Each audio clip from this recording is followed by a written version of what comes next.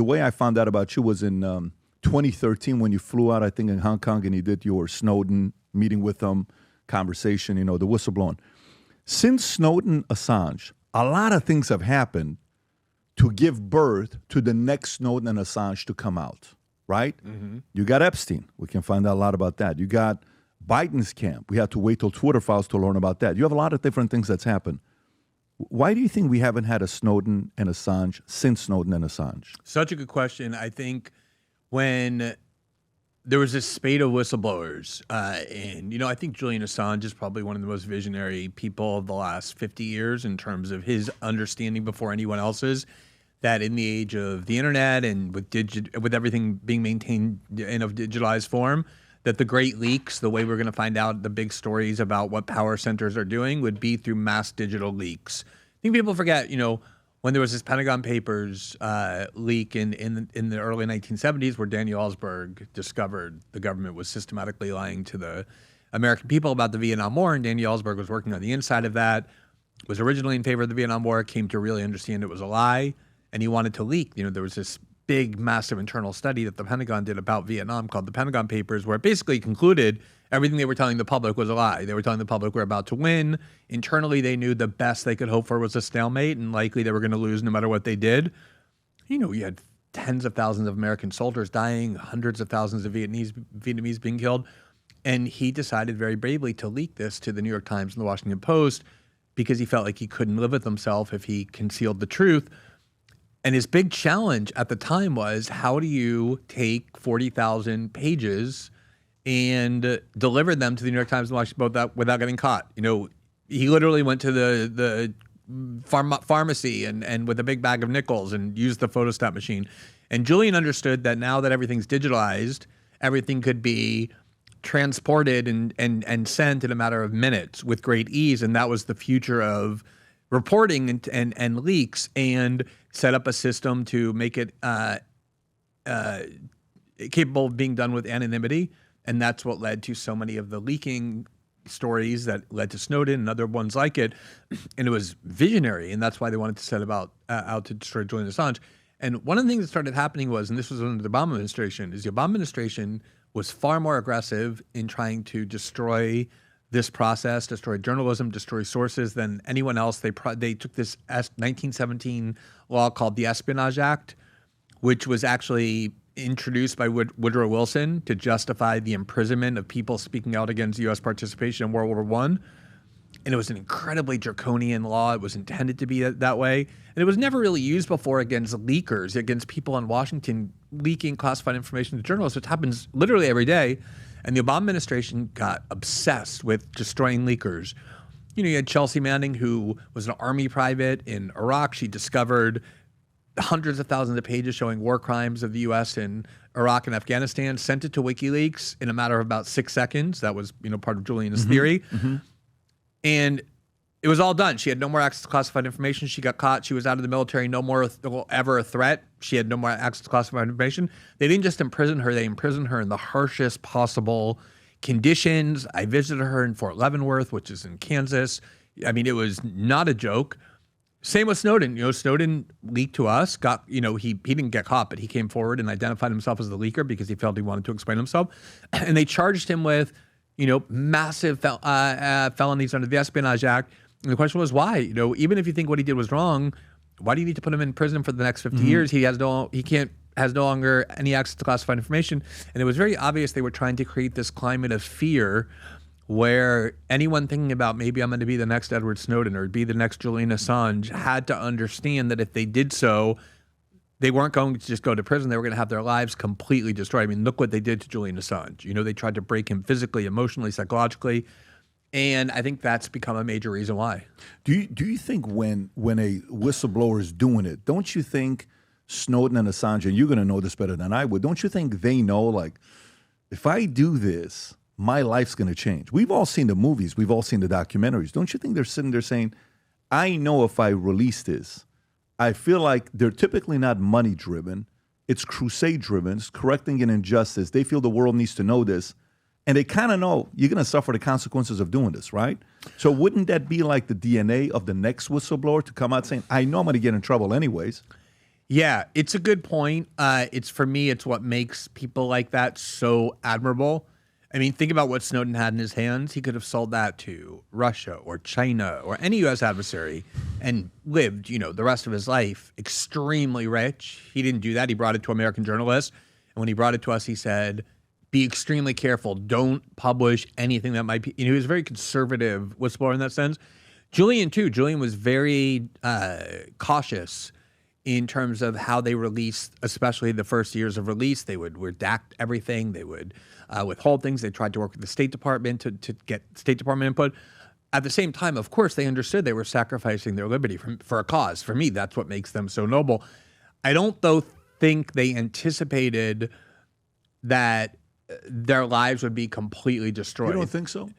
They knew it was a chance. I mean, I remember, as a matter of fact, I'll just tell you quickly, when I was with Snowden in Hong Kong, and I hadn't met him before. I didn't know much about him, and I got to know him, and I really became convinced that he was exactly who he said he was, that his motives were authentic.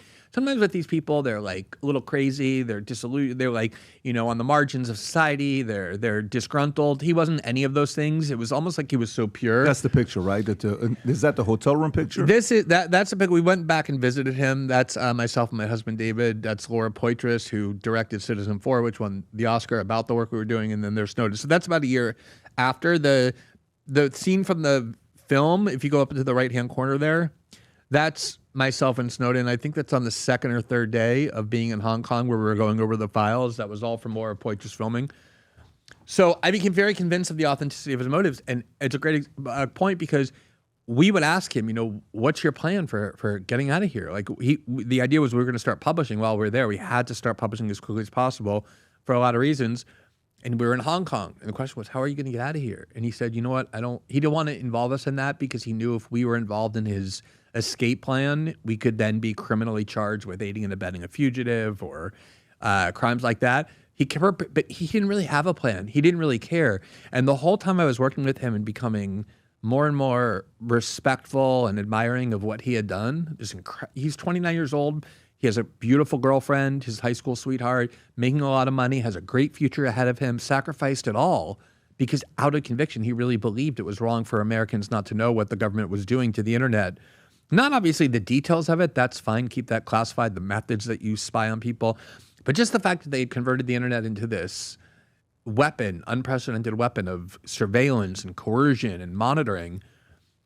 The fact that he just couldn't live with himself like Daniel Ellsberg unless he came forward, for me, was so admirable. But the whole time, as I got to know him better, as we bonded, because, you go through something like that with someone we didn't know if the CIA was going to barge in the door. It was a very high tension. The Chinese, there was a dark cloud hanging over us the whole time, which is I knew that at some point we were going to leave or he was going to get apprehended.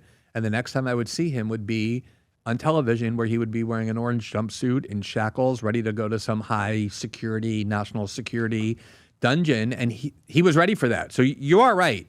He knew that was a great possibility. And the reason why they hate Snowden so much is because that didn't happen to him. He got away. He was, but by a lot of luck, but he ended up getting asylum in Russia. He can't leave Russia, but I don't know if you've been to Russia, but Russia is, a beautiful country, rich in history and literature and culture and architecture and all sorts of, fascinating things. But he didn't choose to live in Russia, so it's a punishment. But it's not the same as being in prison. And he's considered a hero around the world, wrote a best-selling book. That's what they're so enraged by, is that he did have the potential to inspire people just in terms of how he got away. You think if either one of them ever got pardoned, they'd come back to the States? Snowden has often said he would come back. Snowden's American. His wife is American. He doesn't want his kids growing up in Russia. They have 2 small children now. That was not his choice. They trapped him there. He's always said he would come back to Russia. I think the question is, back to the U.S., the question is, how could he do that? Would he be safe? He is enemy number one. Yeah, if he comes back. I'm saying in theory he would. Yeah. He wants to. How that would work, what that would look like, that's a lot. But we're not really close to that yet. After 2 years of working on this, we have finally pulled it off. And let me tell you what it is. Every time we do the Vol conference, if you've attended, you know this. I stand up and I speak for probably 45 hours is what I do at the Vol conference. And I love it. I love being around the guys. I love it. But I wear the Ferragamo shoes when I do this. Or I wear some kind of dress shoes. Eventually, for the last 25 years, I've always been on stage walking. I'm like, you know what? I'm sick and tired of it. I want a shoe that I'm comfortable wearing. And here's what I love. I don't like shoes that are so heavy. That's a dumbbell. You can use it as a weapon. I don't want that. Like the Xenia, you carry it. I have so many of them, but they're so heavy. Like you can literally curl the Xenia, the shoes, and you'll get a pump within 30 reps. And I wanted the combination of the Hoka, the On Cloud, the Super Foam, because there's a big thing going on right now with the Super Foam where the bottom of the shoe, you wear it. You know which ones I'm talking about, the On Cloud or the Hokas, right? They're so comfortable. And I said, what if we take luxury and then combine it with the super comfort? What would that look like? And let's build it in Italy. So what do? We went to Italy. We designed the shoe in Florida. We made the shoe in Italy in five of the factories. We went back and forth, God knows how many times. And by the way, the shoes we're about to launch and introduce to you right now, where you're going to see the video for the first time, I've been wearing those shoes for the last 22 days straight. I'm wearing them right now. I literally wear it with suits. I wore it yesterday when we went to lunch. I wear it every single day. It's the most comfortable shoes I have, yet it's authentic Italian leather. Rob, if you don't mind playing the video, go for it. Here's the video of the latest shoe, the FLBs. When we set out to create a shoe that blends comfort, function, and luxury, we had the choice to make it fast. We had the choice to make it cheap. We chose neither. Instead, we chose Tuscany, Italy. We chose true Italian craftsmanship, each pair touched by 50 skilled hands. We chose patience, spending 2 years perfecting every detail, and we chose the finest quality at every step. Introducing the Future Looks Bright collection. Not rushed, not disposable, not ordinary. Rather, intentional, luxurious, timeless. Boom. There you go. Designed in Florida, 100% made in Italy. 50 hands touch each shoe that was made. And here's what's unique about it. I want to kind of show this to everybody that knows this.